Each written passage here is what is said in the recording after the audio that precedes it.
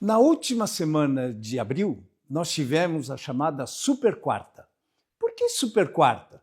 Porque justamente nesse dia foram divulgados tanto a taxa de inflação do Banco Central norte-americano, o Fed, como também aqui no Brasil, por parte do Banco Central do Brasil. Bom, analisando isoladamente cada uma das decisões, no caso, com relação ao Fed. O Fed manteve a taxa de juros nesse patamar de 3,75. Por que ele manteve? Porque, apesar de haver uma tendência de queda, a grande preocupação do Banco Central norte-americano é com relação a esse clima geopolítico que cerca o mundo. Por outro lado, o Banco Central do Brasil, o Copom especificamente, o Comitê de Política Monetária, decidiu por uma queda de 0,25 pontos percentuais, ou seja, a nossa taxa de juros Selic passou a ser agora de 14,5%.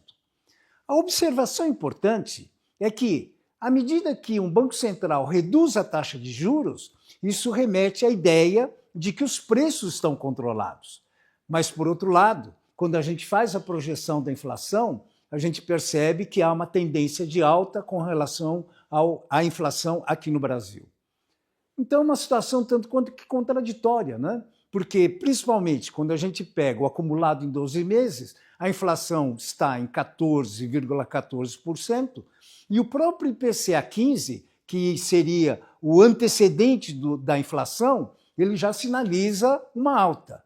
Então, a grande pergunta: por que reduzir, contrariando aquilo que tecnicamente seria o recomendável de, pelo menos, manter estável a taxa de juros? Essas decisões refletem essa grande preocupação que os bancos centrais têm com relação à evolução de preços. Então, na pior das hipóteses, mantém a taxa de juros no mesmo patamar ou, eventualmente, numa situação mais crítica, tomar a decisão de aumentar. A pergunta que fica no ar: por que nós, aqui no Brasil, apesar de todo esse cenário, mantemos ou partimos para uma redução da taxa de juros? O futuro nos dirá.